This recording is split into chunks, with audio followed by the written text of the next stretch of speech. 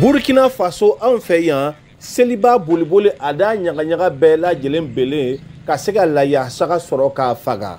Kɔrɔsili kelen kelen don Bobo Julaso bɛɛ fɛ.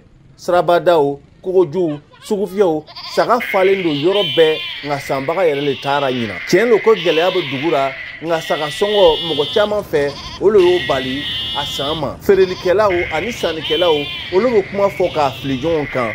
Sini fɛti an yɛrɛ kɔni nana minnu na ka filɛ peut-être an bɛna an bɛrɛmanta sɔrɔ mais saga wɛrɛ kɔni bɛ sa ma ka gɛlɛlen. O b'a fɔ ko saga ni sɔngɔ ka gɛlɛn an fana b'a sɔrɔ da di man na a bɛ daminɛ 27,000 30,000 10,000 kɔ. Ɲinan an ka gɛlɛn ni salon ye a tɛ nɔgɔyara quoi to ka gɛlɛya ka taa dɔrɔn wala an bɛ filɛli kɛra prix ninnu tiɲɛ yɛrɛ la o cayara mais an bɛ dugawu kɛ an ka se ka dɔ sɔrɔ. Prix ma gɛlɛya le bɛ yen bon ni gɛlɛya nana an b'a ye komi saga prix gɛlɛya saga prix ma gɛlɛya parce que saga dumuni yɛrɛ ka gɛlɛn bi toroto bɔrɔn n'i y'a ta k'e bɛ saga balo n'a ye anw fɛ Bobo an bɛ toroto ta 2,800 ka saga balo n'a ye bon mun bɛ extérieur yɛrɛ ko mɔgɔ giya mara ninnu olu b'a ta 3,500 ka saga balo n'a ye bon saga kelen bɛ se ka toroto bɔrɔn 3 dumu kalo kelen kɔnɔ. Aziz Ouedraogo bɔra fo Kongojan kilo 150 ani Bobo cɛ hali sagaden 3 a ma feere kalo kelen ni kɔ kɔnɔna na.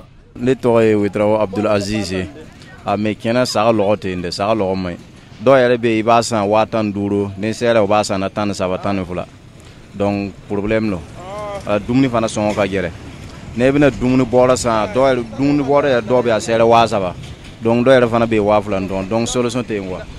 Ni tu ye Alidu Ouedraogo kumakan ye VOA Bambara tɔgɔra Bobo Julaso.